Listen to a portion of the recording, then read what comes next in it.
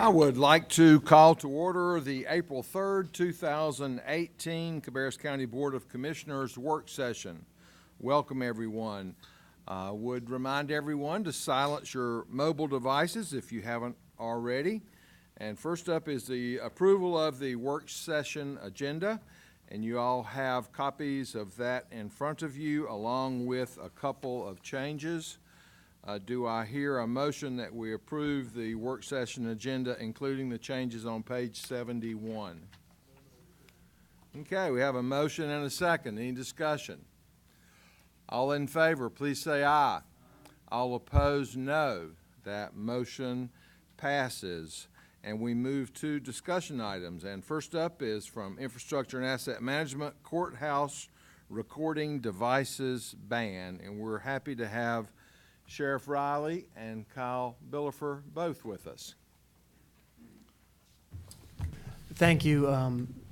During the last meeting, Sheriff Riley was to go do some due diligence and was going to bring back his findings so that we could kind of discuss the actual protocol with specifically returning devices at the end of the day, or whether it was once a week or so have you. So Sheriff Riley is prepared to speak on that. Yes, quite honestly, there's not many folks that have eliminated electronic devices from the courthouses in the same manner that we're doing it. They're all in a different way in a sense of how they're offering lockers and how they're storing and who's handling that. So our situation is a little unique in the sense that we're handling, the sheriff's office are handling that at courthouse security up front. And then some of it has to do with how our courthouse is set up. The fact that as soon as you come in the front doors is where we start courthouse security. A lot of other places do it at the courtroom. Therefore, people are free to roam around the building except for going into a courtroom, and that's where they ban the electronic devices. So our situation is not like any other that I have spoke to other sheriffs about it, but I do think we have a pretty good plan. What we have discussed and what I would propose is that we, on a daily basis, that we would allow these lockers to those individuals that fail to leave there. We're going to encourage all folks to leave their electronic devices, but if they fail to do that, rather than having to walk back a couple blocks to put their phone up, then we would offer them at no charge the lockers that will be in place. And at the end of if there's a problem with them setting their combination or getting access back to their phone, then we have a process that we would set for them to properly identify that sometime between 5 and 5:30 on that day. So each day from 5 to 5:30, once court has shut down, we will make available for folks to come back through our courthouse security to identify those phones and use this process for us. Again, if it's more than 2 days, maybe someone can't get back for a day or so, they still would have the ability for Monday through Friday on days that the courthouse is open to come back. So if a person left a phone in that locker on Monday or forgot their combination and they couldn't be back that afternoon at 5 o'clock and they couldn't be back for, let's say, a week or two, we still will have those in storage. We will create a form, put those in some type of a mesh bag that we will keep in another locked box. And we will have all of the information identifiable to where, when, and all the information from the phone for those individuals to be able to come back for a certain amount of time. Now, again, I would like for us to look at a long-term process, and that is that once we've held on to property for an X amount of time, and I don't know what that is, maybe it's 3 months, maybe it's 6 months, and no one has come back and claimed it, then we would research another way of doing away with those so we don't, over time, have a stockpile of unclaimed property. We have investigated. There are services that you can send those devices and they will destroy them for you. It's not shredded like the folks that do our paper, but there are others data destruction. So we would work with the Sheriff's Department to create that policy and put that into effect. And we would also handle all of the signage detailing what Sheriff Riley spoke about in terms of the 5 to 5:30 window of picking it up on a daily basis. And again, with the combinations and the locker number, we are providing pads at the lockers so that they can write all that down. So we're trying to put everything in place so that that doesn't happen, obviously, as it is a burden to courthouse security and the Sheriff's Department staff. And if I forget my phone and I miss 5 to 5:30 that day, I have to wait till 5 to 5:30 the following day. So it's always 5 to 5:30 that you can pick it up. That is correct. And we would post that, but again, based on the discussion we had at the last meeting, we would not be advertising that the lockers are available until you physically step into the courthouse. Now, if you're a repeat, visitor, you'll know. Well, I think with the way people are these days with their cell phone, they won't be many going past the day. Our hopes. I think it's an excellent plan, Chef Riley. I agree. It actually sounds a little cumbersome on your part, but I think that's okay to get started with. We're sort of taking the burden to help it along. We're not going to advertise. Hopefully people get the message.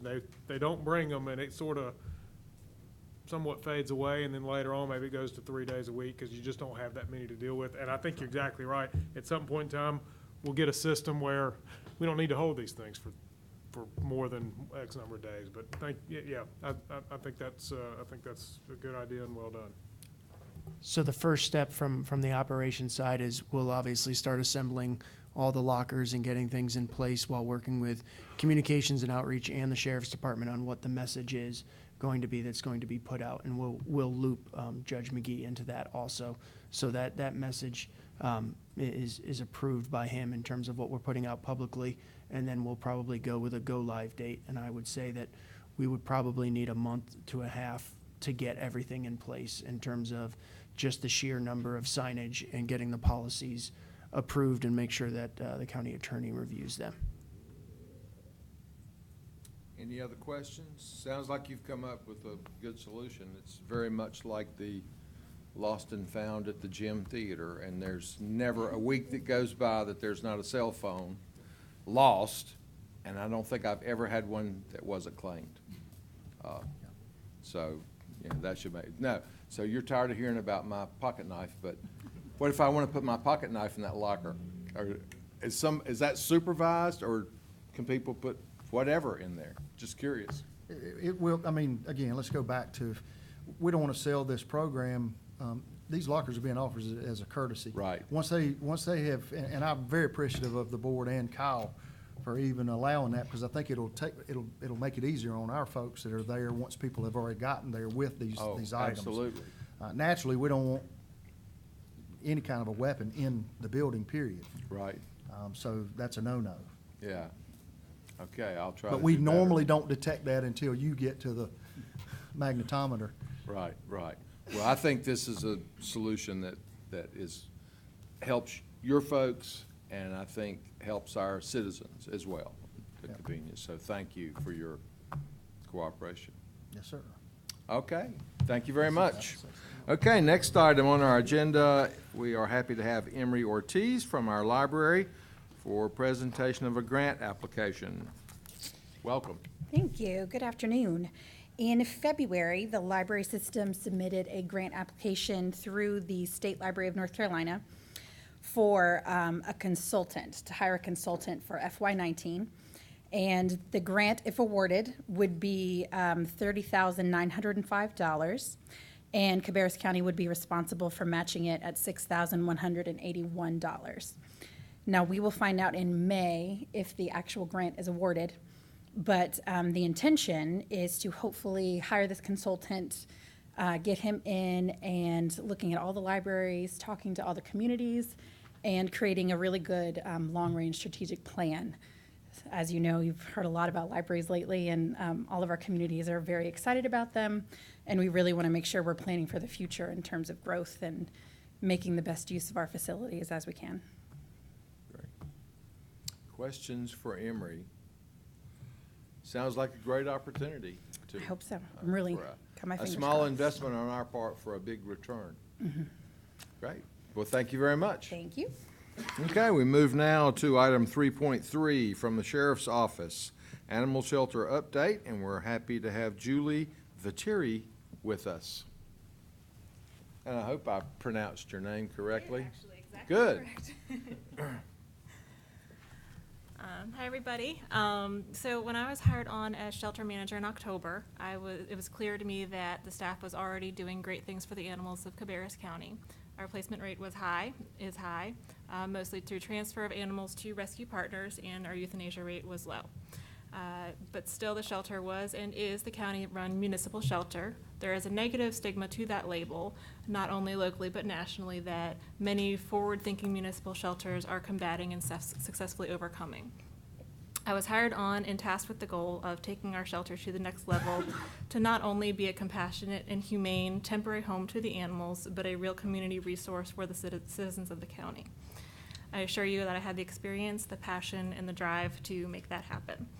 Today I'm offering an update of our shelter operations since my arrival, and I am requesting guidance from you as the board to what direction, if any, you would like the shelter to grow, or if you want things to stay as is, the status quo. So how far have we come? We have been operating the animal shelter in the same building since 1996. That's 22 years ago. Think about how the population of people has grown and how their pets, how many number of pets they have, that has grown as well, and animals that were intentionally or unintentionally reproduced from those pets.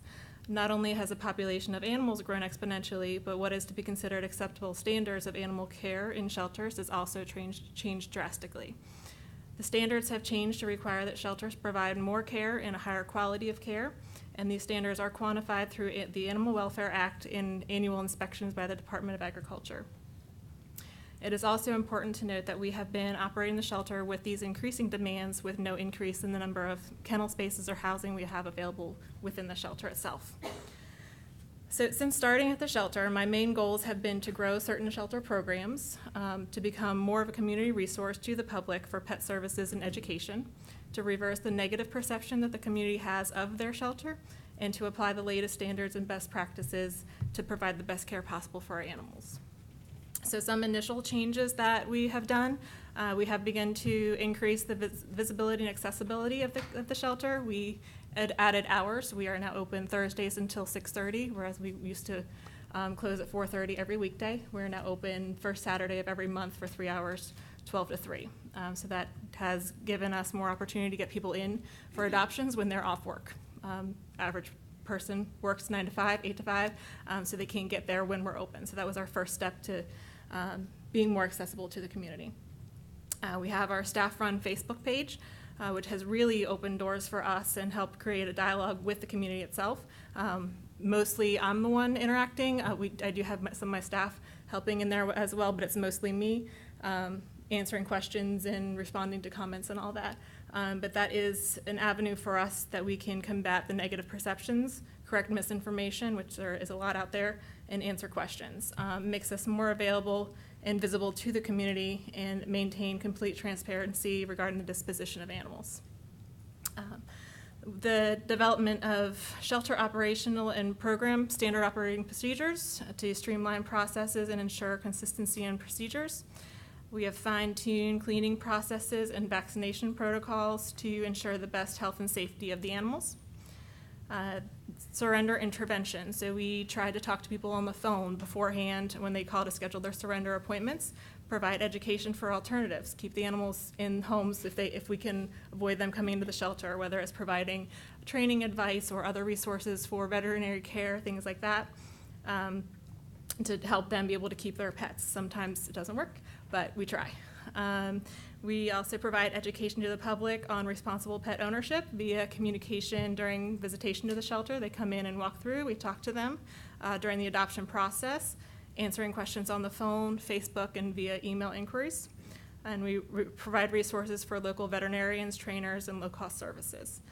We have been making strides to grow our adoption program by providing animals that people are looking to adopt. And we are making every attempt to reunite lost pets back with their families by scanning for microchips, tracking rabies tags, and tracking down information that we can, as best as we can, to find that owner if there is one. We're also, I'm also providing opportunities for my staff to further their education in animal welfare, animal behavior, and other job-related growth through attending seminars, continuing education, and achieving certifications. So basically, if someone needs help with their pet, whether it be accepting in the animals that Good Samaritans bring to us as strays, reuniting their lost pets, adding a new pet to their family, needing education and resources to be a responsible pet owner, or the unavoidable surrender, we want to be a respected and sought out resource to help our community. In order to take the shelter to that next level, these are the steps that I foresee that we need to do in order to grow certain things within the shelter. I'd like to continue growing our adoptions program. In the animal welfare world, the mutual goal of all shelters and rescue groups is to make an impact on reducing the pet overpopulation. And that is by making the adoption of pets more appealing than going to a breeder or pet store. There are far too many perfectly good pets sitting in the shelter, while there are new animals being reproduced every day, and people are going out and buying those rather than visiting their shelters. We are still in the early stages of shifting that focus of people buying to people adopting, but it is a concept that is growing in popularity, and we're making strides in that. So we do need to provide adoptable animals, visibility to showcase those animals, and accessibility for the public to acquire those animals from their local shelter. As with shelters all over the country, we are inundated with pit bull type dogs. I personally love the breed. I have 3 of my own, but not everybody does. They are a significant majority in the shelter. You walk through the shelter, it's 90% pit bull type dogs. They're big, blocky head, muscly dogs. And it takes a very special person that walks in and says, I want a pit bull. So basically we want to be able to provide those animals that people are looking to add to their family. The average adopter wants a puppy, small breed dog, or a purebred dog. With successful adoption programs, it is possible for these types of dogs to be found in shelters versus going to a breeder or a pet store. When people are able to walk into their local shelter and find what they're looking for, it improves the recognition and the reputation of adopting a shelter dog.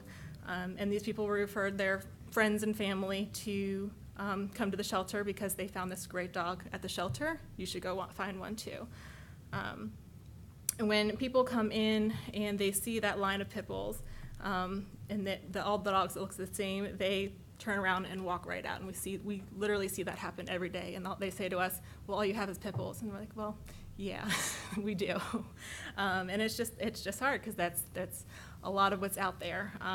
But if we're able to provide more of those more adoptable dogs, then we could grow that program.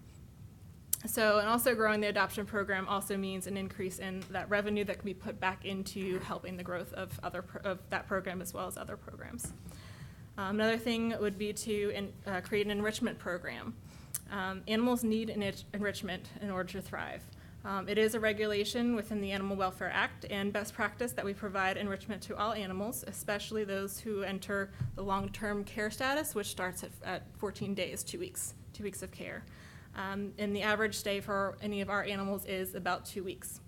Some leave sooner, some stay longer, and a handful end up staying with us for a couple months. It just depends on where they are in our processes.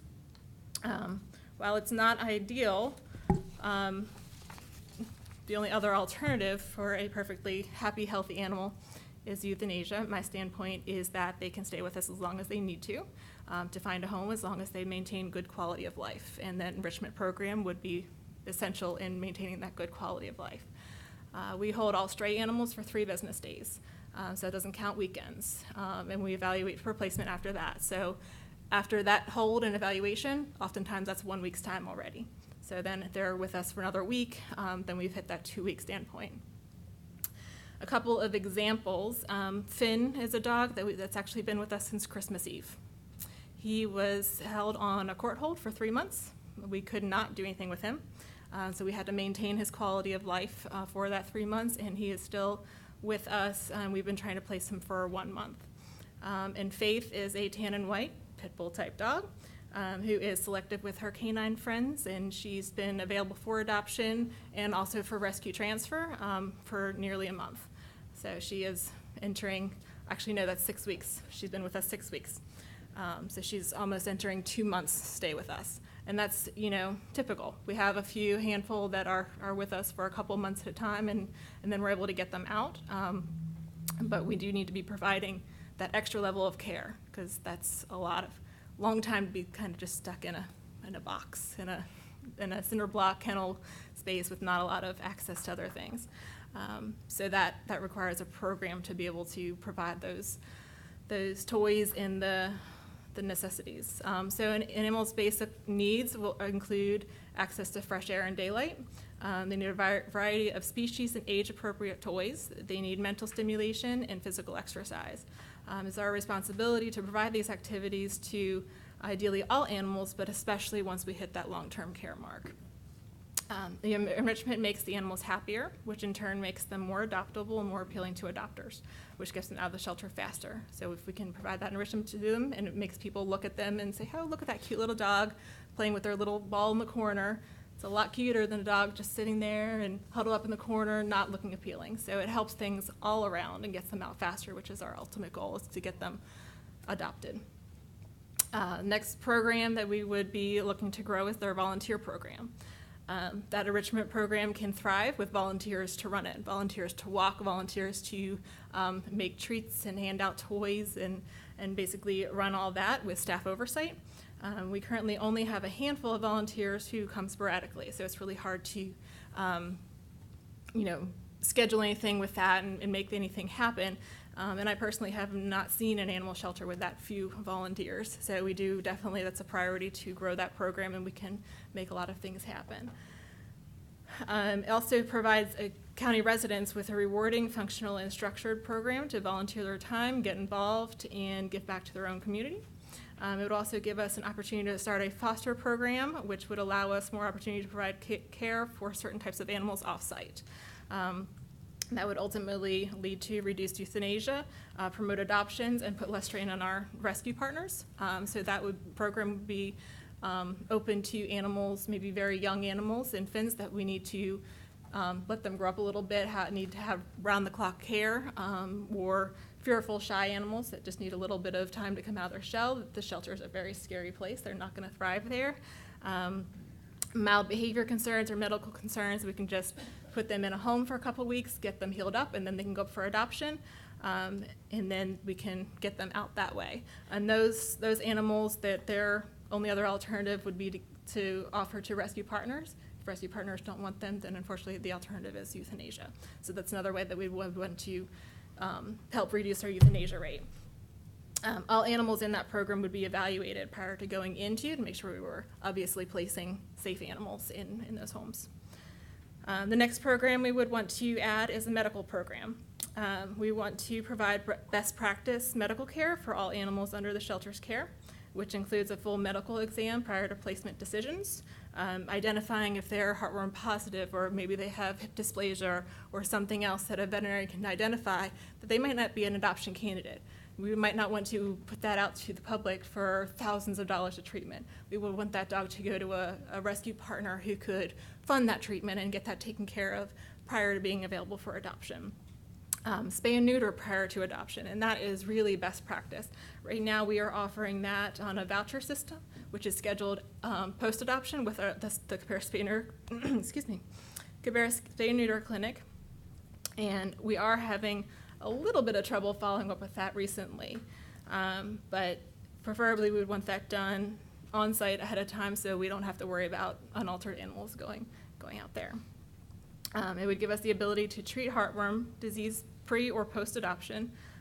That needs a vet prescribed treatment and plan. So a couple things we were looking at for that option would be a contract vet, which would come in preferably twice weekly. We have started doing this a little bit, and since January we've done it twice weekly, which has dropped down to once a week.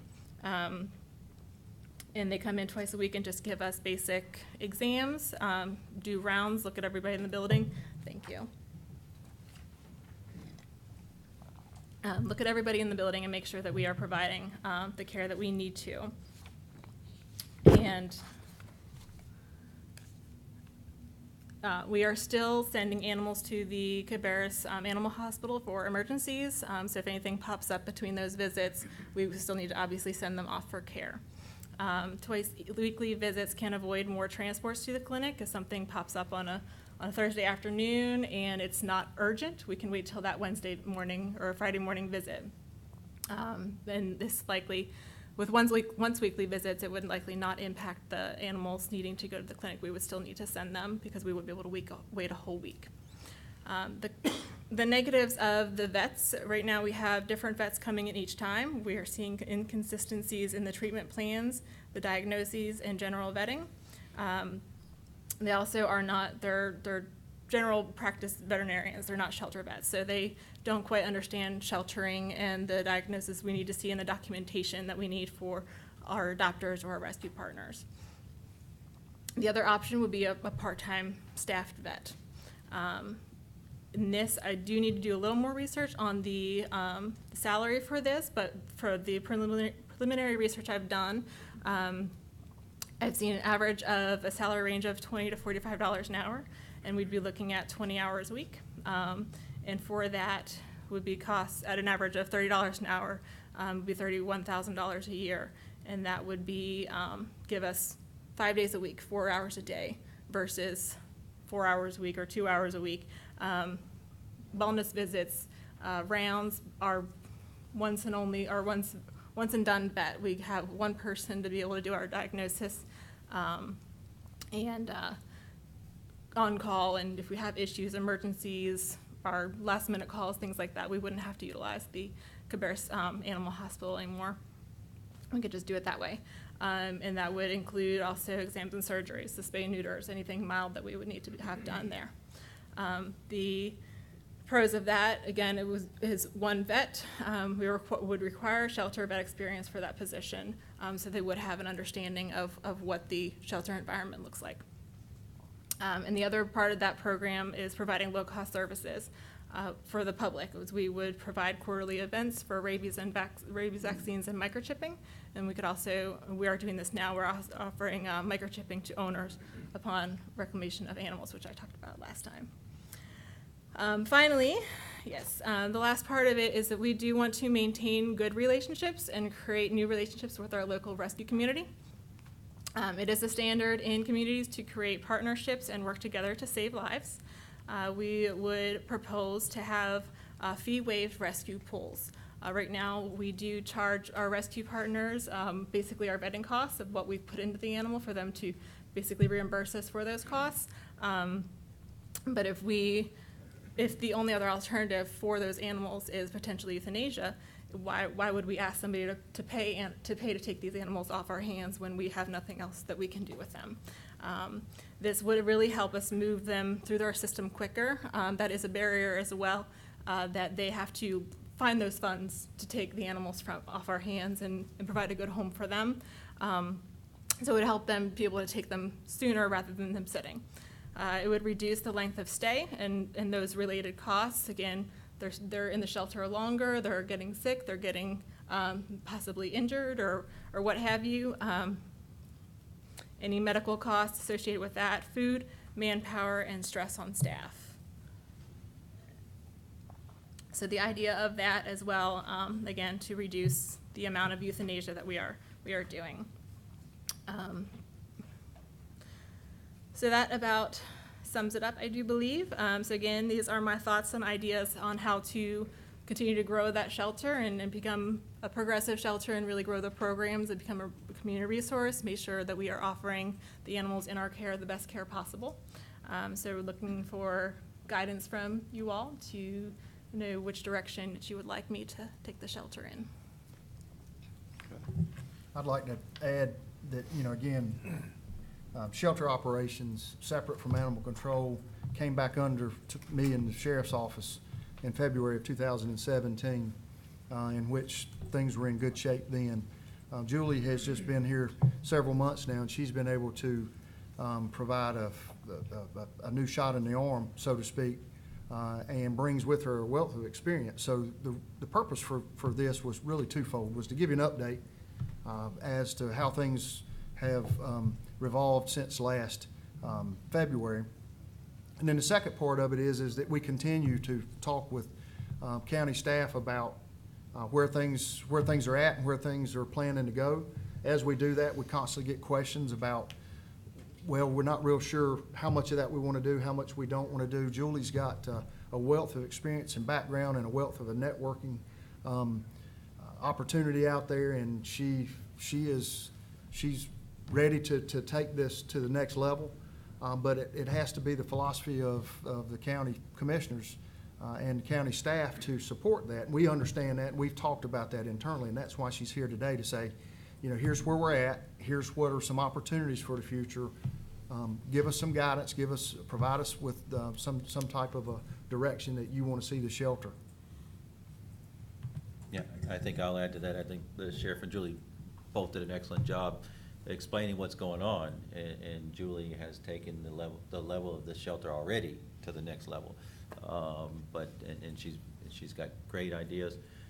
Just for your purposes, this does elevate the shelter. It is no longer, once we do this, it's no longer just a county shelter. It's much more than that, and much more benefits to the public. As we go through the budget process, you'll see these improvements don't go without additional cost, and then that's what we're gonna have to weigh, and you will need to weigh the benefit, the cost benefits, and there. Also, as Julie said from the very beginning, we're keeping dogs a little longer, and that's not a bad thing. However, it's putting a stress and strain on the size of the shelter. So ultimately, that could mean that we need to enlarge our shelter or build a new shelter. And we've had some conversations as we're looking for land or locations for our warehouse. There may be an opportunity to have enough room to build that new shelter there. So we wanted to bring this to you. We wanted, first of all, to hear Julie's ideas and her ambitions of making this a nice shelter. But we also want you to know that it does impact the budget. So as we have more discussions through the budget, again, we'll just have to look at the cost and benefits, and then it'll be up to you guys to give us that direction on how you want us to proceed. Whichever way we go, well, we know if you choose to go this direction, you can rest assured you're going to be in good hands, because she's doing an excellent job now, and she's got all sorts of ideas to make it better. But again, the budget is going to be the determining factor as well. So. Okay, questions for Julie? I do. Julie, what is the number one negative perception that you get from the animal shelter? That we kill all the animals, basically. People view it as the dog pound, where they go there, it's automatically a death sentence if they enter the doors, which is absolutely not true at all. We have a very high placement rate, very low euthanasia rate. So that is one question I'm continually answering via Facebook or what have you, and very honest and political about the answers, of course, but it's the number one perception is it's the dog pound. Don't take the animal there, it's gonna get killed. So that, unfortunately, it is a possibility with the county-run shelter. We take in anything. We take in the sick, injured, we take in owner-requested euthanasias, but we do very, very well in placing the animals. My placement coordinator really works her butt off to get them out, and she does a fantastic job. What I would like to see, Mr. Chairman, if this is at all possible, is some reports for the last number of years. Sure. Showing where we were, where we are, and what's happening at the animal shelter on paper with statistics, historical data. Yeah, and we all can that. definitely pull those numbers, and we do pull them quarterly for our animal advisory board. The trouble I was trying to put something together for you today, actually, but the trouble I was trying to getting into was finding numbers prior to February of 2016 into when the Humane Society ran it, and then prior to when the Sheriff's Department ran it before then. So I will dig a little deeper to get some numbers. I would appreciate that. Now, as for me personally, I haven't had any complaints, from the animal shelter. Let's doing something right, But obviously, you're wanting to move it forward, and you're bringing out ideas that you think will help move it forward. And then the burden will lay on us as to where we can find the money to do that. But if we get the reports, just like we do for everything else, and we can see where everything is at, then we might, have a little look at that. Sure. Other questions? No, not a question, just a very quick comment. I've told my two children their entire lives I've had a little saying, and there's no substitute for enthusiasm. And to hear you talk about the shelter, your enthusiasm is coming out. So I think based on that, it's incumbent upon us to at least take a look at what you're talking about. Mike's 100% right. There's a lot of budget questions to deal with, but to have somebody of your caliber doing what you're doing on the behalf of the citizens of Cabarrus County, hopefully we can take a good hard look at maybe what we do think of the future as our shelter. And I, for one, thank you very much for your enthusiasm. I appreciate that. Thank you. And to follow up on what Commissioner Shue said, I think in the past, we have had a lot of calls and discussions about the shelter, and that has definitely basically gone away, and I'd say within the last year. So that says a lot. One thing that you talked about, the having the large number of the same variety of dogs, that was an issue. So how do you fix that? What's the solution to that? It's a balance with working with our rescue partners, and it's something I've been working with our coordinator on, in order to grow the adoption program.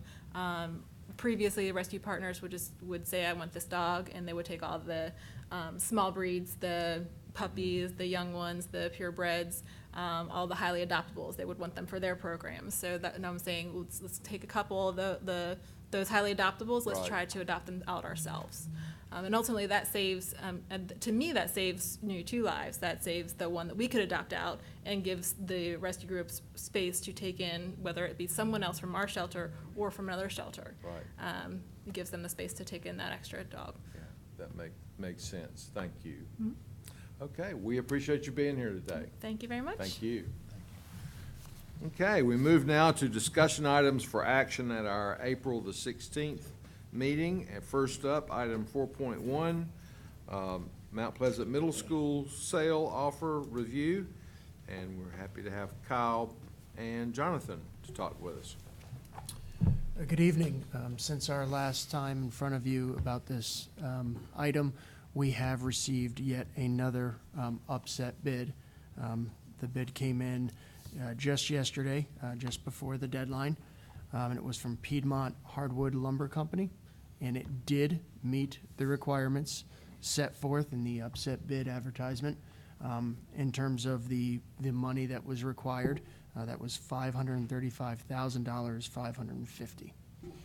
And it was there. We also received the correct earnest money check, and that has already been deposited in finance. So we are basically bringing this in front of the board to ask if you want us to conditionally accept this offer to start the upset bid process over again. They did have a closing date of May 12th. That's comparable in terms of the number of days from the first offer that you conditionally accepted. There was no details provided in terms of the development plans, nor the timeline of the development. So one thing we'd like to suggest to you is that we hope to get additional offers. So we'd like to suggest if you're willing to conditionally accept this offer, we would start the 10-day upset period and advertise that.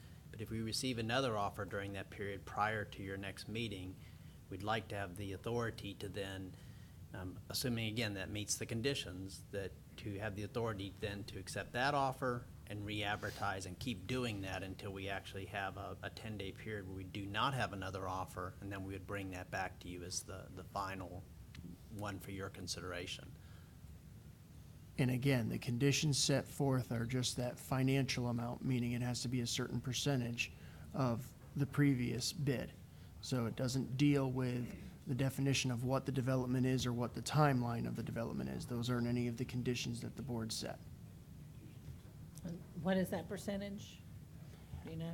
10% of the It's first roughly, 1,000. Yeah, it comes out to roughly 5%. It's actually 10% of the first 1,000 and then 5% of the remainder. Yeah. But by the time you get to this amount, it's very close to 5%.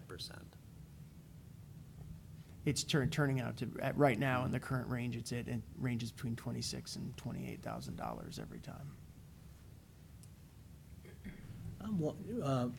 You mentioned the parameters. I'm wondering if we could maybe revisit that. I mean, I'm not sure whether we put a lot of thought, I don't remember whether we put a lot of thought into what we would like to see in that area. I mean, we've had one offer that was community-oriented, And if he was to put, like in this case with this highest bidder now, would we end up with a lumber yard there? And we've got one already, but would we end up with one, on this piece of property? And I agree with what Jonathan said as far as continuing on with it, because I believe the asking price was $900,000. So we're still just a little over half of what we were asking. And so I think we need to continue that. But I think we also might want to look at the parameters that for use of that site. So I think And Mr. David- Cook looks like he wants to address that also, but. I hope he does. Yeah, when we Somebody started tell this- me. When we started this process, we asked if we needed to place any conditions on it, and you think at that time chose not to place any conditions. It is a little difficult because especially initially, we could have had equal offers, but one would be better because it closed faster, for instance. But at this point, now that we've conditionally accepted an offer, it's just that monetary amount. But as Mr. Cook pointed out at your meeting when you conditionally accepted the first offer, you have the right ultimately to turn down any and all offers. And then we could restart the process and place conditions on it if you chose to at that time. That's right, and right now, it looks like we're getting some competitive bidding on this property, which is good, and that's the whole reason to have this process in place. So it's achieving its purpose in that respect. I think that in looking at some of the emails that passed back and forth earlier today, it appeared that our real estate agents that are assisting us with this were hoping that perhaps you might be willing to suspend the rules this evening to conditionally accept this newest offer so that we can start the 10-day upset period essentially tomorrow. And then, assuming that there was some more activity in this next 10 days, that would actually expire before your regular meeting. That way there wasn't this longer gap between having received this latest offer and your consideration of it on April 16th. I think that's what I understood the situation to be. Mike and I were just briefly discussing this, and I think, and I didn't bring the statutes in with me, but I think it's, I'm a little reluctant to advise you to delegate that conditional acceptance responsibility that is the responsibility and authority of the board to staff to keep the process going, particularly in view of the fact that you do have another meeting coming up on the 16th, and it would kind of fit within the timetable so we can see what else, may occur here if you decide to conditionally accept this particular most recent offer. Now, two things. One, that will revoke your conditional acceptance of the previous offer that started this latest round of upset bids. So we will return the deposit that we received to that person, and we would hold on to the one that we just received, and then, again, go through the upset bid period at that point. To your question about some of these other considerations, in order to keep it as much apples to apples as possible, we've been trying to at least through our agents, suggest to people that it's going to be price sensitive and closing sensitive as the two main considerations. That said, you might like one that has a proposal that goes with it for the use of it that would be better than another. And then so necessarily the highest price may not be the one that you would ultimately accept, although the whole idea behind this is to get the best price for the public for public property. I mean, that's the way the statutes are set up to and designed to presumably achieve. But as Jonathan pointed out, at the end of the day, after all this upset bid period is over, you still have the right to reject even the latest offer because you don't like the deal, whether it be because of the money, because there's not enough, because they want too much time to close, because the use they want to make of it is not something that the board considers to be the best thing for that particular piece of property in that area, you have the absolute discretion and right to, at the end, just say, we're not gonna accept that. And then we go from there.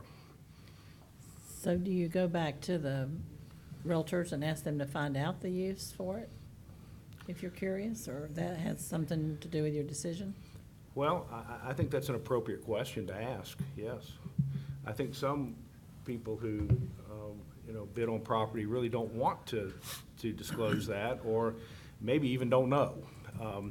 So those can be some legitimate reasons not to, but the other side of it is that this board, being, the county being the owner of that property, has a right to know, and can make that, an important consideration in whether they choose to ultimately approve the sale or not. Yeah, we've met with, the town, officials and got an idea of what they're hoping to have at this location, just to benefit what their plans are. They've gone in and done a strategic plan and rezoned the property, I believe, to mixed use, or in there, I believe. I'm not sure if they've rezoned it, but the plan that they presented at your summit does show the mixed use Right. format for that.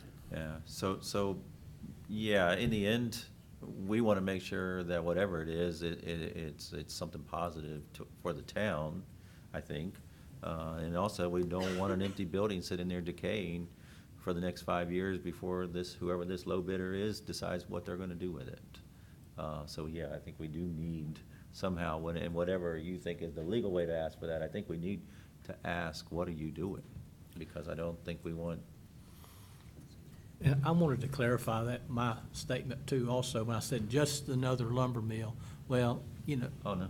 Piedmont, Lumber Company has been a very good a very good member of that community, a very good partner with Cabarrus County, and they got some hard-working guys down there that work hard. And so, but that piece of property, in my mind, wouldn't fit for a lumber mill. I hope I'm trying to portray what I'm trying to say, that mixed use, retail, entertainment, things of that nature, versus having another, lumber yard there. But that's just my thoughts, though, with no discredit to that entity that's trying to make an offer on this, because they're very good people, and they've been there a long time, and they're hardworking people, too. So if you go back and ask, what are the chances? I mean, can they still come back and change their mind from what they've told you, or how do you enforce that, or rely on that, or count on that, I guess is what I'm trying to ask. Well, we could make that a condition of the contract when the contract is ultimately signed. What we do is ask them to submit their proposal or bid on a contract-ready form, so that if you do ultimately accept it, and you accept it on the terms that it's offered, Right. the county can execute it, and we're on to, to presumably moving toward closing. What you can do is say, for example, if this turned out to be the high bid, and they haven't indicated what their final use is of it, you could say, well, okay, if they are the final high bid, we will accept it if you add a provision to the contract that says you will only use it for this, or if they've in the meantime told us what they're gonna use it for, that we put that in. You said that this is the use, and this is where we will sell it to you only on condition that it is used for that purpose. You certainly have the right to do that. I would like to do that based, on the conversations and trying to find something that works. The for other towns. thing too is if it's not zoned for mixed use right now, then it's zoned institutional for the school. So whatever it is, May have to- anything that would be outside of the definition or the uses permitted in whatever that zone is currently is gonna have to go to the town of Mount Pleasant, so they're gonna be able to control that process somewhat, as well as Yeah. what you would do here. That's right. And again, we've been trying to sort of make that, the use issue sort of secondary to trying to get the price up, and trying to make that and the ability to close, within a relatively short period of time is the two primary considerations when we've, been advertising this to solicit some offers. So, Mr. Chairman, I would make a motion that we suspend the rules and Okay, we have a motion and a second to suspend the rules. Any discussion? All in favor, please say aye. Aye. All opposed, no. That motion passes. And now, you are recommending that we not extend that authority to staff, which doesn't really create a deterrent in this situation, but after our regular meeting, then there may be a longer gap in time. So are you suggesting that we might reconsider that at our regular meeting, or? Well, in the meantime, we can look at the statutes again. I didn't bring those with me, but I think I'm a little uncomfortable with delegating that authority during this process, because it seems to have been reserved for the commission to make those decisions, as opposed to delegating to staff. And I think we run into a potential problem with a proposal that may come in the meantime that is oranges to the apples we've been dealing with, and then what does the staff do with it?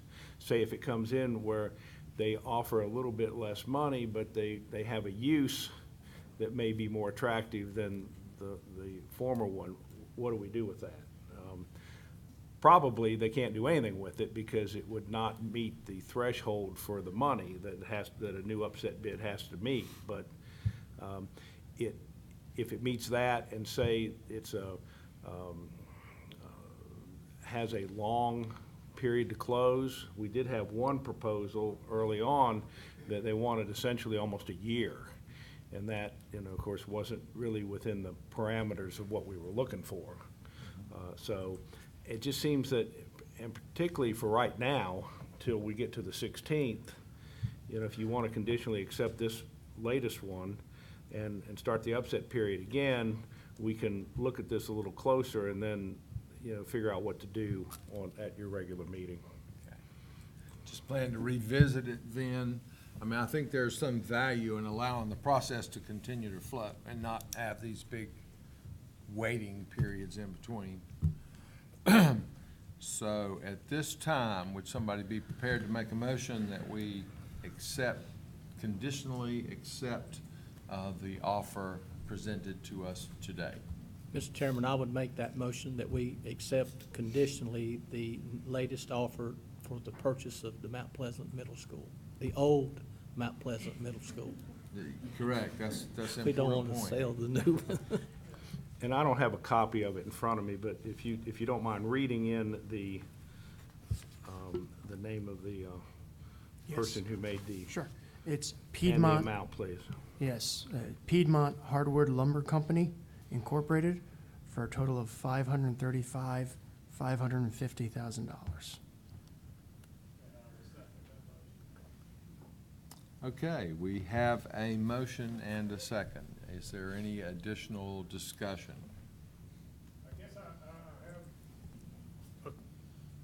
I think Diane already asked this, but so if we move forward and something falls apart, or like you said, we just don't like what they get back to us, it's back to square zero?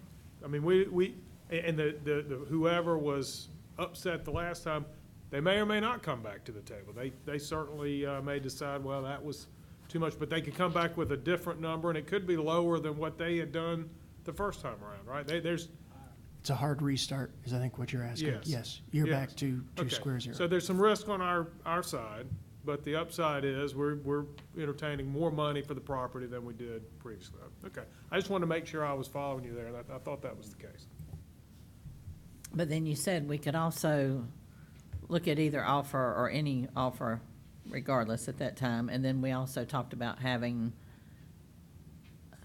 the realtors find out the purpose. Yes. Just to clarify, is that something that the board desires for me, is to find out the purpose on this one, correct? Okay. And do you want a timeline with that purpose, or just a purpose? Both preferably. If they're willing to, I think it's certainly worth asking the question, if they're willing to provide it. Well, I think that certainly puts us in a situation to avoid some of the pitfalls we've experienced with some previous properties, where the time has elapsed and there's been no progress.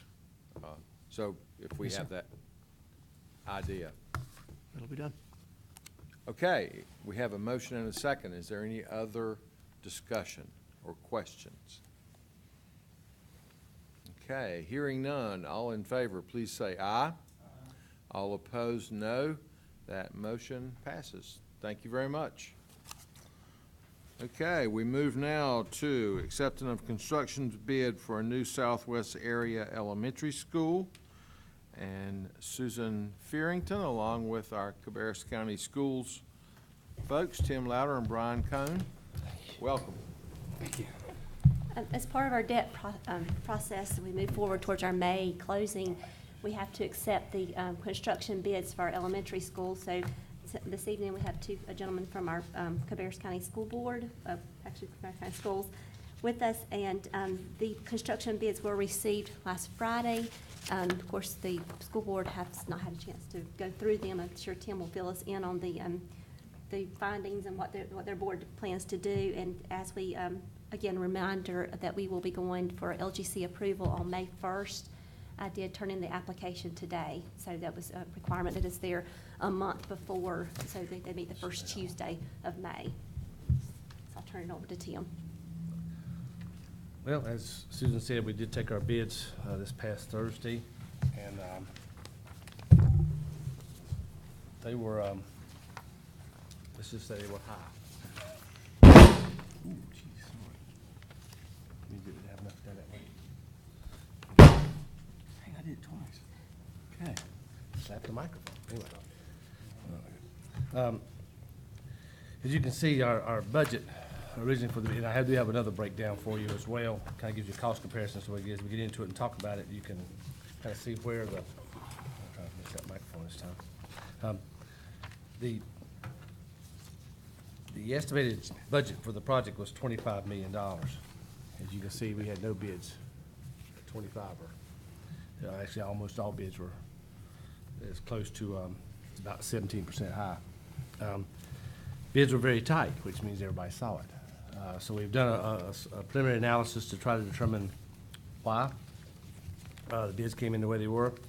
And what we found is that in the last 2 weeks, that the talk of steel tariffs has affected our steel pricing to the tune of almost 25 to 30%. And that pretty much affects everything we put in the school. And the breakdown I just gave you, you can see the numbers, the differential between where the budget and where our bid was, and almost everything that you see that has a reinforcing steel, structural steel, metal, studs, whatever, is significantly higher than anticipated. We checked with our contractors and asked them, what they, we had one of our contractors who was actually the lowest responsible bidder, almost didn't turn his bid in because his steel pricing came in so high. He said, there's no way I can be competitive with that kind of pricing, and then realized that he was actually low compared to everybody else's in their steel pricing. So, but as we'll take these bids back to the board in our next week's meeting, and hopefully authorize us to go in and start VE. And we did do a lot of value engineering during the process. We worked with several contractors to talk about, what we were building, how we were going to build it, how we were going to construct it, to try to make sure that we build it economically as possible. But wow, with the construction market right now and the pricing of construction materials coming in, we were not even where we wanted to be. So, not good news, but something I had to tell you. I mean, if you look at the earthwork and some of those other things that are not really affected by steel, then those pretty much fell in line. But the things that are metal related did not, obviously. Some of them significantly not. Just the drywall, metal studs are probably the most affected by it. I have the contractor shared with me what they call price notices. Merino Air, who does one of the largest manufacturers of structural steel and metal studs and that sort of thing in the area, gave him a letter on February 5th. It says effective, or after February 5th, the price will be raised 10%. Then the other one came in and says, on February 15th, after effective March 5th, it will rise another 10%. And then on March 5th, they sent them another letter that says effective April 2nd, it will rise another 10%. So you can see that's just 30% in just metal studs alone from that manufacturer. And we actually had some contractors said they could not take subcontractor bids because they were only willing to guarantee the bid for 24 hours due to the escalation of material costs. And there's nobody we can award a contract in 24 hours. So obviously they didn't take those bids when they submitted theirs because they had to hold their bids for at least 60 days. So, and I know that's something we'll have to have a lot of discussion about over the next week or so, if that can be budgeted. I don't know how much value engineering we can pull off the project. We were able to pull about $940,000 out of the high school contract recently, but that was a $60,000 project. $60 million project, I'm sorry. I wish it was $60,000. But it was about a $60 million project. So this being, in the $30 million range, we may only see, $500,000, $600,000 without just drastically reducing the scope of the project. We discussed going out and redesign and try to rebid the project. However, we have, there's 6 public projects within the general 25, 30-mile radius here. Clark, Mecklenburg, a couple of other school systems. Union County have school bids all in the next 2 months. And as those projects are bid and awarded, then the construction pool is going to get smaller and smaller. Thus, the competition will go down, and prices will probably most likely even go up from here. So I don't know if that buys us anything. So Tim, real- this, oh, I'm sorry, go ahead. I was just gonna, the gym is suitable for Parks and Rec to use, right? And it's a. Oh, yes, sir. Yes. Okay, and then, either before your questions or after, Susan, can you explain the number that we've got on our debt that we're going for, and can we absorb this $4.5 million in that current number? So currently, in our projections for FY19, we have a debt service amount of 6.2 million. With this additional increase in the bids of 4.5 million, that's going to add an additional $227,000 to our debt service for 19, and in future years, could get those numbers for you, but that will increase our amount that we're trying to balance our 19 budget with right now. We are able to, as far as our resolutions that have been presented to you, we did not to exceed 55 million, which is an item, two items down on our agenda today. We'll do another step on that. But we are able to absorb that 4.5 in our original resolutions and not have to start our whole process over again. We were a little concerned with that at first, but that is based on the par amount and of our debt borrowing, and that's our par amount is with our premium that we're anticipating, our resolutions are fine. And so does that fall in the category of the discussions we've had previously when we've discussed higher amounts than we actually anticipated borrowing, and this is that circumstance that we discussed? That is correct, yes, because in the past, we try and do a not to exceed, anticipating some things like this. And of course, if we have to go out to if the market goes crazy and we have to issue a debt and have a discount, then that could change our par amount too. So we have to be ready for those kinds of fluctuations. So right now, our bond attorney and our underwriter are comfortable with our not to exceed amount of the 55 million, knowing that we're going to be selling the debt a month from now. Everything's looking fine, that we are fine the way the resolutions we've already passed. I'm just a little bit confused, Susan. You clear me up, I know. That's fine. But if our debt service payment that we're projecting for the 55 million is one number, and this amount can fit in the 55 million, then why are we looking at a 227,000 increase in reoccurring debt service? Okay. Our debt service numbers that I quoted, the 6.2 million, was based on our project total being right at 50 million. Our capacity, as the board approved it, is to go up to 55 million. So if our projects go up, then we'd have to recalculate our debt service numbers. So every time that we've been quoting the 55 million not to exceed, That doesn't mean that our projects have totaled 55 million. It's that capacity to be able to do that. So our projects to this point have been like 50 million. Now we're gonna add that 4.5 onto there, so we're getting close. But like I said, we're issuing it with a premium, so our par amount is less. And we could probably have another 30-minute discussion on premiums and discounts, but anyway, so our bond documents go to like not to exceed a par amount of 55 million. So if we were to have a par amount of 55 million, I'm gonna go out on a limb and say that we probably would have, our debt would be like 65 million. Because of the way that we have to structure our debt. Okay, I'm good with that. Now, Tim, Yes, sir. I'm assuming it's a 1,000-student school, 940. 940, which is typical to what school that we just built? Royal Oaks or? We haven't built any of that size in recent months. Okay. Or recent years. Our last elementary school we built was 940.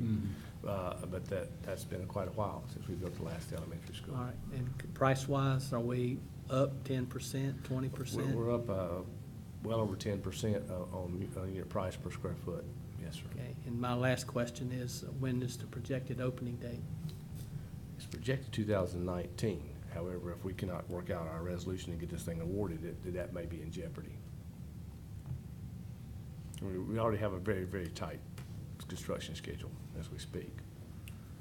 So what was the last elementary school, the 940? Has to be Patriots, It right? has to be Patriots, yes, sir. So it's been a pretty That's been good a long while. while ago. That's been Yeah. 8 years ago or more, has it not? Close to it. What's the capacity of Odell? Odell is 850. Yeah.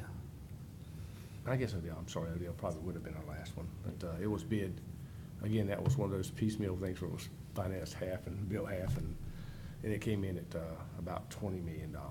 Uh-huh. But in the current school at Royal Oaks is for $650, and it came in right at $20 million as well. So I get the steel cost. That's ugly. Very. The third thing on there is rock and unsuitable soil allowances. That's come back several times to bite us a little bit. So this time, it's up 111,000 from the budget. How do they already know that to up at that 111,000? Because normally we don't find that out till later down the road, correct? Yeah, so what we did, Ms. Honeycutt, with our preliminary budgeting, we had our testing firm that goes out there and does our soil borings. He went out and did his test pits and his borings and essentially overlaid the drawing on the site and accurately gave a depiction of where all this rock was gonna be, okay? So in turn, when we put the job out to bid, or before we put the job out to bid, and we're laying out these allowances, we can start indicating how many cubic yards of rock we're going to encounter based on those boring reports. So it's our job from an allowance standpoint to say we anticipate X amount of yards of rock are going to be encountered.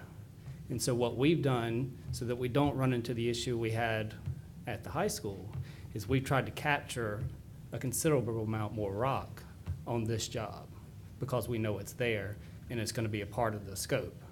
So the rock that's on his bid has essentially been defined by us. We said you're going to probably run into 8,500 cubic yards of rock. And he's given us a unit price of what it's going to take for him to remove that. Which is higher than what you estimated. Yes.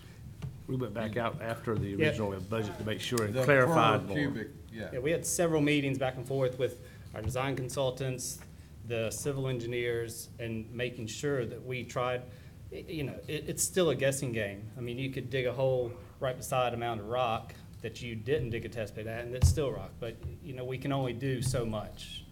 But we tried to be much more thorough on this bid package so that we captured that and didn't get impacted, midway through the site development of it. Was it the site ops program that you were using? Yes, sir. Most contractors use the site ops Okay. to balance the Yeah. project. All right, well, quite literally, that's about the best Best you can do. So the good news is, it's a heck of a lot cheaper to have it negotiated on the front end than after you've hit it and you're trying to work out how much you're gonna pay to haul it off. So, you know, that's you guys doing your due diligence. I guess one thing I'm a little confused about, so your board has not accepted, which I assume the Leitner, bid, but they're gonna do that tonight, or you're presenting it to them tonight? So our board moved a whole week out since, for the holidays, so we're not meeting until next Monday for our work session. So it will be presented at that point to our board. And then that will allow us to negotiate with the low bidder at that point in time. Once we get approval from our board to award Leitner Construction as the responsible low bidder, at that point, legally, we can go in and start negotiating and going through the value engineering process with them. But until that happens, we aren't allowed to do that legally. Okay, so is this just a placeholder for us? Yes, sir. This is not an action item for Okay. tonight. This is for your Right. meeting on the 16th. This is to give you a That- heads that's up, what- if you will. That's what I thought. Yeah, So- we just wanted to make sure we had the conversation and that everybody knew that the bids came in higher so that we, staff, could compare and then inform you of what those potential impacts could be if they cannot value engineer it. Okay, well, that sounds fine. I guess a couple things, just, we've got more schools coming at us, as we discussed at our chair, vice chair meeting that I went to while Ms. Honeycutt was out of town. So we know we have a couple more. Do we, through any of the design development process, do we ever get a chance to review the drawings on our side? I mean, we technically are the owner. Because at this point in time, if we saw something, we thought, hey, that looks great, but we'd rather not pay for that, or can we get an alternate for that, or try to, not stepping on them to do their job, but work with them hand in hand to try to figure out any process. Is that out of the question to be able to do it? I guess part of the reason I'm asking is, when I was on the school board, we had a construction committee, and what we found out at the retreat is you don't really do that anymore. So it might behoove us, with what's coming at us, to try to figure out a way to at least work hand in hand, and if there's things that we see as the owner that we have a vested interest in and maybe questioning, that it's too late, you know, now. Right. And then the other, I guess, as you're stewing on that, the other part is, do you guys have have you had any conversations internally about, changing your delivery methods?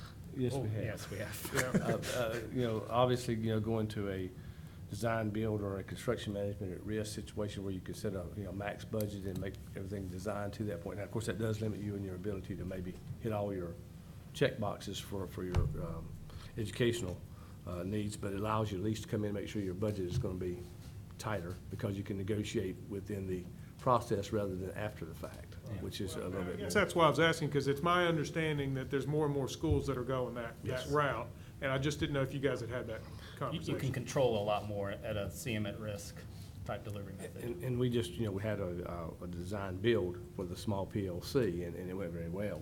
And we were able to go in and control what was built and actually price the project throughout the entire design process, which was, let us come in where we needed to be, rather than saying, oh, let's just see what's gonna happen at the end, who's gonna bid it, and take and unfortunately, when you take bids, low bidder, you don't know who you're gonna even get for the project. I'm really kind of surprised that the bids were quite as tight as they were, but evidently the plans were pretty accurate, because everybody saw the project the same. But I was just concerned about and I also looked at the thing, there was not a lot of variation in the subcontractors. If you look at the list of subcontractors, almost all the same subcontractors were the low bidders. They were a lot of that same basin pretty much in all of them.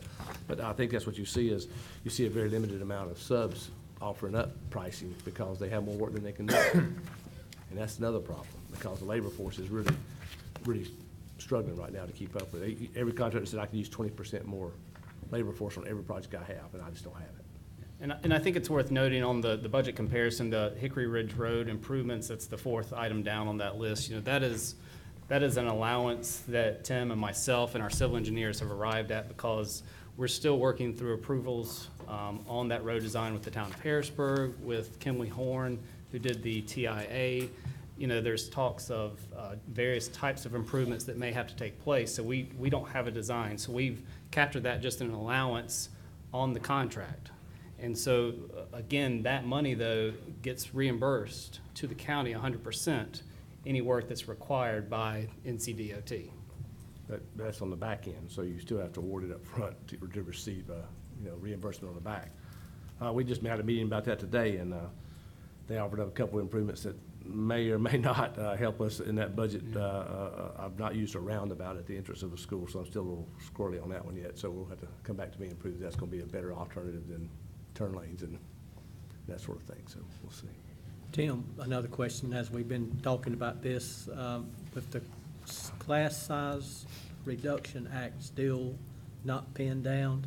I know it's been delayed, but is that taken into consideration in this design? Yes, sir. The increase in square footage was taken into consideration during the design, even though it's been delayed it's come in 3-year increments. So by the time the school opens, it will actually be in full force. So we've designed it to be able to have that square footage to meet that standard, DOI standard at that time. And that run it up about 2.5, 3 million, best of my memory. Yes, it did. Just because of that one little piece of legislation. Just the square footage. Yeah.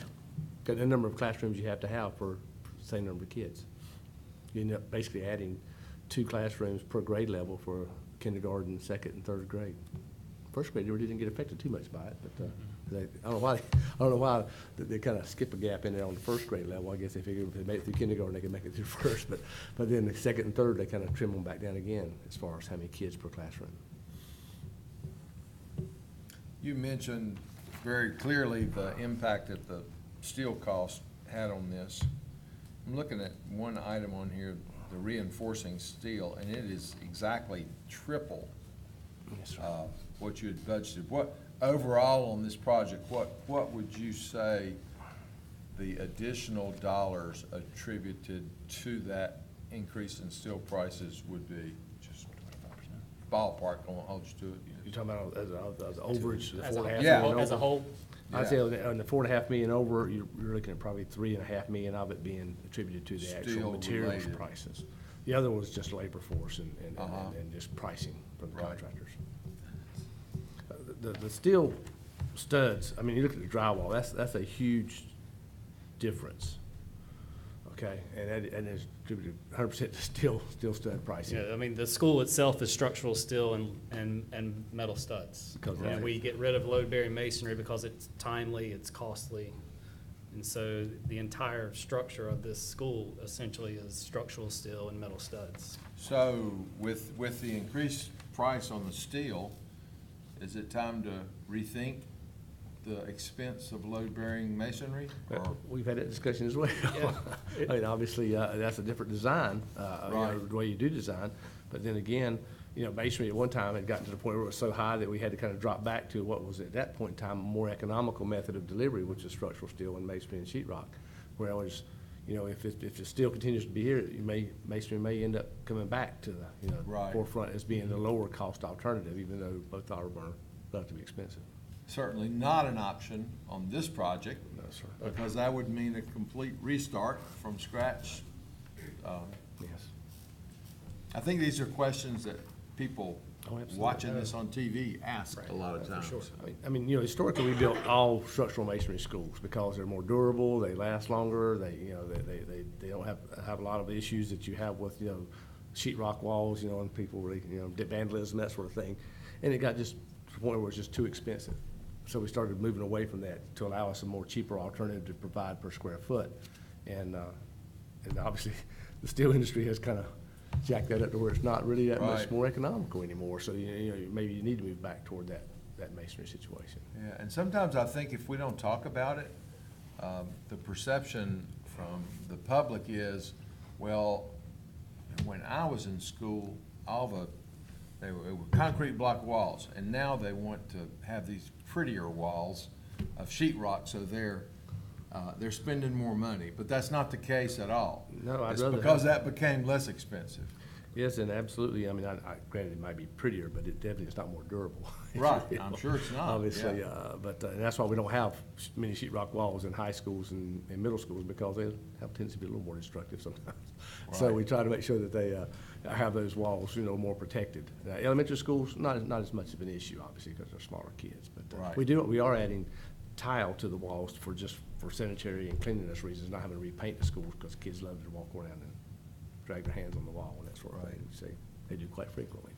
Well, this budget comparison sheet is very helpful. Thank you. Thank you for providing that.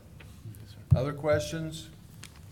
Just one more thought, just a train of thought here as we going through, after we had our little session earlier this afternoon on the budget coming up.